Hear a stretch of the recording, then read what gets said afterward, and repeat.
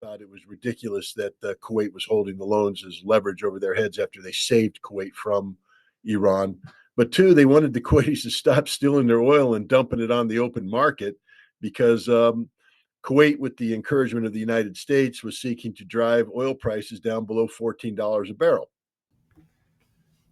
Then Kuwait continues dumping oil on the market, driving the price down. Putting Iraq on the verge of strategic bankruptcy.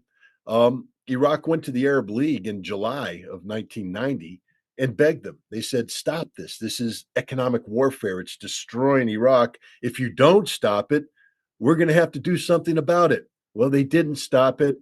Iraq invaded Kuwait. Wars generally boil down to energy. Fields and take over the oil fields. But as he was showing those photographs, the Iraqis were actually withdrawing from that line because they didn't want to threaten Saudi Arabia. So we showed the Saudis old photographs to convince them to allow us to create the conditions for the war because we needed to control all the oil. Diplomatic deception by the US government. It was all about oil. When George Herbert Walker Bush first started to articulate why America was going to war against Iraq, he actually said it's because of the oil.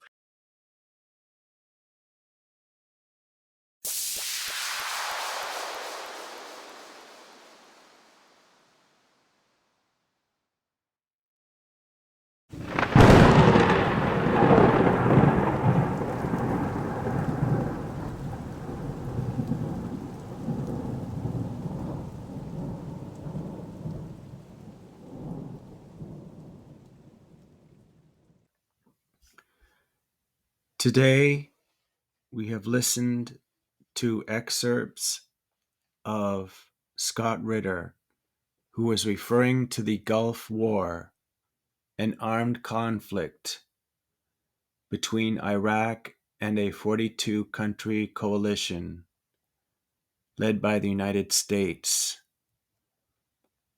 This occurred in 1990 to 1991. Also, this was within the context of the recent bombing of Yemen by President Biden. The armed conflict in the Gulf War was prosecuted by Herbert Walker Bush.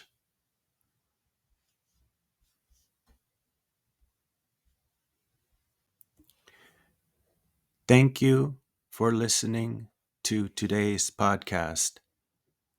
I wish you peace, and I hope for peace throughout the world.